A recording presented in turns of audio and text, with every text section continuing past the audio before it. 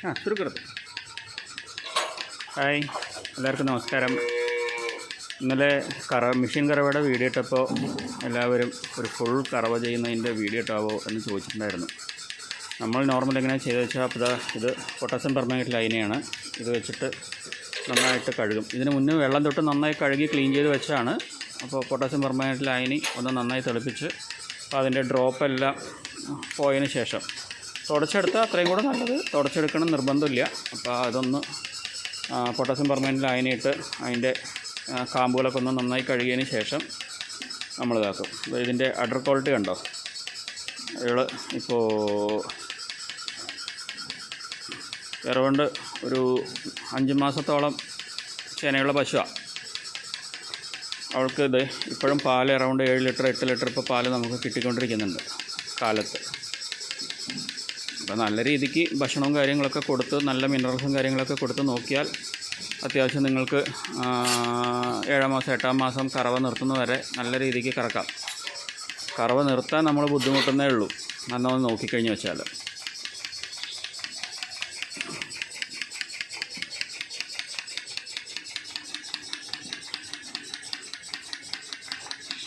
പാല് കഴുകി ചുരത്താൻ തുടങ്ങിയതിന് ശേഷം പെട്ടെന്ന് ഇതാക്കുക. നമ്മളിപ്പോൾ മുന്നത്തെ പശു കറന്ന് കഴിഞ്ഞ് ഏകദേശം അറൗണ്ട് ഒരു 4 മിനിറ്റ് 5 മിനിറ്റൊക്കെ ആകുമ്പോൾ നിങ്ങളിത് കഴുകി ക്ലിയറാക്കി നിർത്തണം അടുത്ത പശുവിനെ.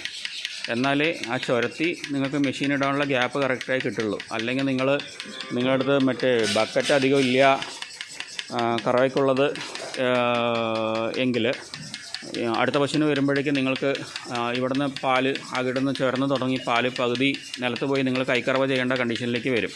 അപ്പോൾ മെഷീൻ ഇടുമ്പോൾ നിങ്ങൾ അതൊരു കാര്യം ശ്രദ്ധിക്കണം. നിങ്ങളുടെ പശുവിന് എത്ര പാലുണ്ട്, അപ്പോൾ ഏകദേശം എത്ര ടൈം കൊണ്ട് നിങ്ങൾ കറന്ന് കഴിയുന്നുള്ള ഒരു കണക്ക് നിങ്ങളുടെ അടുത്ത് ഉണ്ടാവണം. ഒരു സിംഗിൾ ബക്കറ്റൊക്കെ യൂസ് ചെയ്യണമെങ്കിൽ. അപ്പോൾ നമ്മുടെ അടുത്ത് 3 ബക്കറ്റ് ഉണ്ട് ഇവിടെ. ഇതൊരു ബക്കറ്റ്, ഇത് രണ്ടാമത്തെ, ഇവിടെ ഇതാ അവൻ ഒഴിച്ചുകൊണ്ടിരിക്കുന്നത് 3-ാമത്തെ ബക്കറ്റാണ്. നമുക്കിപ്പോൾ സൊസൈറ്റിയിൽ പാലൊഴിക്കുന്ന സമയത്ത് നമുക്ക് റീഡിങ് കറക്റ്റ് ആവുന്നില്ല എന്ന് പറഞ്ഞിട്ട് ഒരുപാട് ടൈമിംഗ് ഇവിടെ വെക്കേണ്ടി വരുന്നു. ഇപ്പോൾ നമ്മളൊരു ബക്കറ്റും കൂടെ പുതുതായിട്ട് വാങ്ങിച്ചതാണ്. അപ്പോൾ നമുക്ക് എറൗണ്ട് ഒരു ദിവസം ഒരു 40-45 മിനിറ്റോളം ലാഭിക്കാൻ പറ്റുന്നുണ്ട് ഫുൾ കറവയിൽ.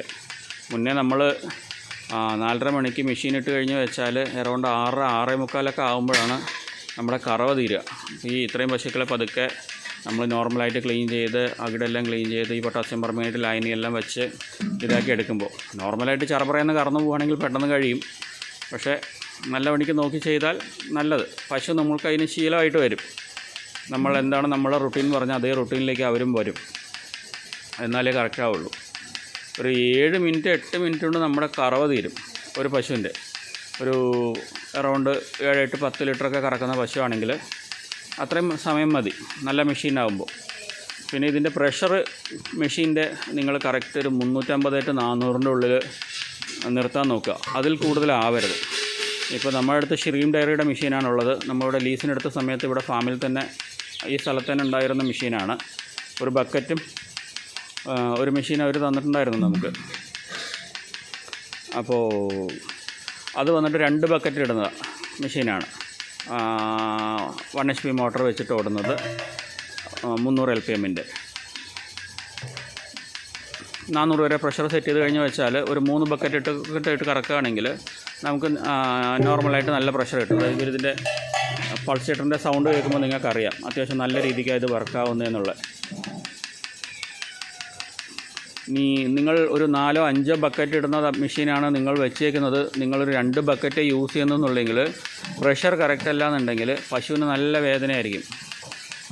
ഇത് കറന്നെടുക്കുമ്പോൾ ആ മെഷീൻ വെച്ച് നിങ്ങൾക്ക് യൂസ് ചെയ്യാൻ പറ്റില്ല. അപ്പോൾ നിങ്ങളുടെ അടുത്ത് എത്ര പശുവുണ്ട് അതിന് കണക്കാക്കിയിട്ട് വേണം നിങ്ങൾ മെഷീനും വാങ്ങിക്കാൻ. ഓക്കെ, അപ്പോൾ നിങ്ങൾ മെഷീൻ കറവ അറിയാത്ത ആൾക്കാർക്ക് വേണ്ടിയിട്ടാട്ടോ അത് കാണിച്ചിട്ട്. മിക്കവാറും ആൾക്കാർ മെഷീൻ ഉപയോഗിച്ചിട്ട് ഇപ്പോൾ കറക്കുന്നത് ഇതേതുണ്ടോ. ഒരു സമയത്ത് 2 പിസ്റ്റണാണ് വർക്ക് ചെയ്യുക. അപ്പോൾ നിങ്ങൾക്ക് അതിൻ്റെ മൂവ്മെൻറ്റ് കാണുമ്പോൾ അറിയാം. ഓപ്പോസിറ്റ് ഇതേതുണ്ടോ, ആദ്യത്തെ 2 എണ്ണം ഒരുമിച്ച് വർക്കാവുന്നുണ്ട്, അടുത്ത 2 എണ്ണം ഒരുമിച്ച് വർക്കാവുന്നുണ്ട്. അപ്പോൾ ഈ സെറ്റ് താഴുമ്പോൾ ആ സെറ്റ് പൊങ്ങും. അങ്ങനെയാണ് ഇത് വർക്കാവുന്നത്. ഇത് വന്നിട്ട് ഈ കാണുന്നത് ലൈനറാണ്. ഇത് ലൈനറിൻ്റെ കപ്പ്. ഇത് വാക്വം ലൈനിൻ്റെ ലൈനാണ്. അപ്പോൾ ഇത് കൂടിയാണ് പാല് പോകുന്നത്. പാല് പോയിട്ട് ദേ ഇവിടെ കലക്റ്റാവും. ഇത് എയറിൻ്റെ ലൈന്. ഈ കാണുന്നത് പാല് പോകുന്ന ലൈന്. വേണ്ട, ആൾമോസ്റ്റ് കറവ കഴിഞ്ഞു. ഇത് കൂടെ പാലിത് പോയിക്കൊണ്ടിരിക്കുന്നുണ്ട്. ഈ പാല് പോയിട്ട് ഇതിനകത്ത് ഈ കാണുന്ന സാധനമാണ് പൾസേറ്റർ എന്ന് പറയുന്നത്. ഇത് നമ്മുടെ ക്യാന്. പാൽ ഇത് കൂടെ പോയിട്ട് ക്യാനേറ്റൊക്കെ നിറയും. ഇത് നമ്മൾ മെഷീനിലേക്കുള്ള ലൈനാണ് ഇത് കൊടുത്തേക്കുന്നത്. ഓക്കെ, അപ്പോൾ നിങ്ങൾ 2-3 പശുവാണ് കറക്കുന്നുണ്ടെങ്കിൽ ഈ ബക്കറ്റ് നിറഞ്ഞു കഴിഞ്ഞാൽ പിന്നെ ഇത് കൂടെ വാക്വം ലൈനിലേക്ക് പാല് കയറി ലൈനിലേക്ക് കയറാനുള്ള സാധ്യത കൂടുതലാണ്. അപ്പോൾ അത് നിങ്ങൾ ശ്രദ്ധിക്കണം. അപ്പോൾ നിങ്ങളുടെ പശു എത്ര കറക്കുന്നുണ്ട്, 2 പശു കൊണ്ടാണോ നിങ്ങളുടെ ബക്കറ്റ് നിറയുന്നത് അതോ 3 പശു കൊണ്ടാണോ നിങ്ങളുടെ ബക്കറ്റ് നിറയുന്നുള്ളതിന് ഐഡിയ നിങ്ങൾക്ക് വേണം. അല്ലെങ്കിൽ നിങ്ങളുടെ ലൈനിനകത്തേക്ക് കംപ്ലീറ്റ് പാല് കയറിപ്പോയി ആ ലൈൻ മൊത്തം നിങ്ങൾ അഴിച്ചെടുത്ത് ക്ലീൻ ചെയ്യുന്ന കണ്ടീഷനാവും. അല്ലെങ്കിൽ ശ്രദ്ധിച്ചില്ല വെച്ചാൽ അതിനകത്ത് നല്ല സ്മെല്ലാവും, പാല് കേട് വന്ന് പുഴുവൊക്കെ വന്ന്. അപ്പോൾ അത് നിങ്ങൾ ശ്രദ്ധിക്കുക. ഓക്കെ, പാല് കഴിയാറാകുമ്പോൾ ഇതിങ്ങനെ ഇഴുത്തി പിടിച്ച് കഴിഞ്ഞ് വെച്ചാൽ ഫുൾ പാല് വരും. അപ്പോൾ ഇത് പാല് ചേർത്തി കഴിഞ്ഞ ശേഷം നിങ്ങൾ കുറച്ച് കറന്നെടുത്ത് കളഞ്ഞിട്ട്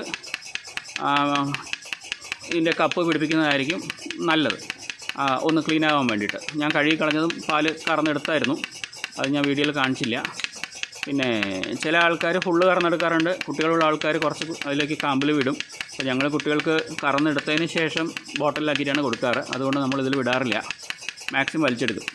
അപ്പോൾ ഇങ്ങനെ ഓരോ കാമ്പായിട്ട് വലിച്ച് ഫുള്ള് കറന്നെടുക്കുകയാണെന്നുണ്ടെങ്കിൽ കാമ്പിനകത്ത് തരി പോലും നിൽക്കാറില്ല. എന്നാലും ചെറുതായിട്ടുണ്ടാവും നമ്മൾ നോക്കുമ്പോൾ. ഇങ്ങനെയാണ് മെഷീൻ കറവ.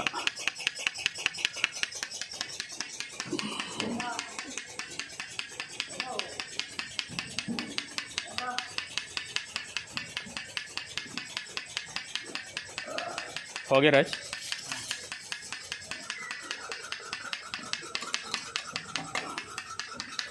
കറവ കഴിഞ്ഞു. കറവ കഴിഞ്ഞാൽ ലൈൻ ഓഫ് ചെയ്യുക. അത് നമ്മുടെ അവസാനത്തെ പശുവാണ്. നിങ്ങൾ കാണിക്കാൻ വേണ്ടി കുറച്ച് വെളിച്ചാവട്ടെ എന്ന് പറഞ്ഞ് വെയിറ്റ് ചെയ്തതാണ്. എത്ര പാല് കിട്ടിയിട്ടുണ്ടെന്ന് ഞാൻ കാണിച്ചു തരാം. ഹോൾഡ് ഇത് 25 ലിറ്റർ കൊല്ലുന്നതാണ്. ഇതുവരെ ഇത്രയും നിറഞ്ഞു കഴിഞ്ഞാൽ 25 ലിറ്ററാണ്. ഓക്കെ, ഇതിനകത്ത് അറൗണ്ട് 9 ലിറ്റർ പാലുണ്ട് ഇപ്പോൾ കേട്ടോ. ഇതാണിപ്പോൾ ഇവളുടെ കപ്പാസിറ്റി. രാവിലെ 10 അല്ലെങ്കിൽ 9, വൈകിട്ട് ഇതിനെക്കാട്ടി 1 ലിറ്റർ അല്ലെങ്കിൽ അര ലിറ്റർ കുറവായിരിക്കും. നമുക്ക് കറക്റ്റ് 12 മണിക്കൂർ കിട്ടുന്നുണ്ട് കറവയുടെ ടൈമിങ്. രാവിലെ 4:30-5 മണിയാകുമ്പോൾ മെഷീൻ ഇടും, വൈകിട്ട് അതേമാതിരി 4:30-5 മണിയാകുമ്പോൾ മെഷീൻ ഇടും, അങ്ങനെയാണ്. അപ്പോൾ അത് കഴിഞ്ഞിട്ട് വീണ്ടും പൊട്ടാസ്യം പെർമേറ്റ് ലൈനി എടുത്ത് കഴുകി ക്ലീനാക്കി വിട്ടു. ഇനി അത് ഈ കാമ്പ് നമ്മൾ കറന്നു കഴിഞ്ഞാൽ അറൗണ്ട് 1.5 മണിക്കൂറോളം ആവും അതിൻ്റെ ആ ഹോൾ അടയാൻ വേണ്ടിയിട്ട്. അപ്പോൾ ഇൻഫെക്ഷൻ ആവാണ്ടിരിക്കാൻ വേണ്ടിയിട്ടാണ് നമ്മൾ രണ്ടാമത് വീണ്ടും പൊട്ടാസ്യം പെർമേറ്റ് ലൈനി തളിച്ചു കൊടുക്കുന്നത്. നമ്മൾ ഈ കറന്നുകൊണ്ടിരിക്കുന്ന സമയത്ത് ഇവർ തീറ്റ കഴിച്ചു കഴിഞ്ഞു. ഇപ്പോൾ തീറ്റ ഈ സമയത്ത് കഴിച്ചുകൊണ്ടിരിക്കുകയെന്നുണ്ടെങ്കിൽ ഇവർ അയവെട്ടി കുറേ നേരം നിൽക്കും, എന്നിട്ടേ കിടക്കുള്ളൂ. അപ്പോൾ തറ ക്ലീനാക്കി ഇടാൻ ശ്രദ്ധിക്കുക, ഒന്ന് ഇതാക്കിയിട്ട്. അപ്പോൾ അഴുക്കും കാര്യങ്ങളൊന്നും കാമ്പിലേക്ക് കയറില്ല, മടി വീക്കം കാര്യങ്ങളെല്ലാം കുറവായിരിക്കും. ഓക്കെ, ശരി. അപ്പോൾ നമ്മളെ കഴിഞ്ഞ ദിവസത്തെ രംഗണ്ണി വീണ്ടും സർക്കസ് സ്റ്റാർട്ട് ചെയ്തിട്ടുണ്ട്. നിങ്ങൾക്ക് കാണാം അവളുടെ സ്ഥിരം പരിപാടിയാണ് അത്. അപ്പോൾ ശരി, എല്ലാവർക്കും നന്ദി.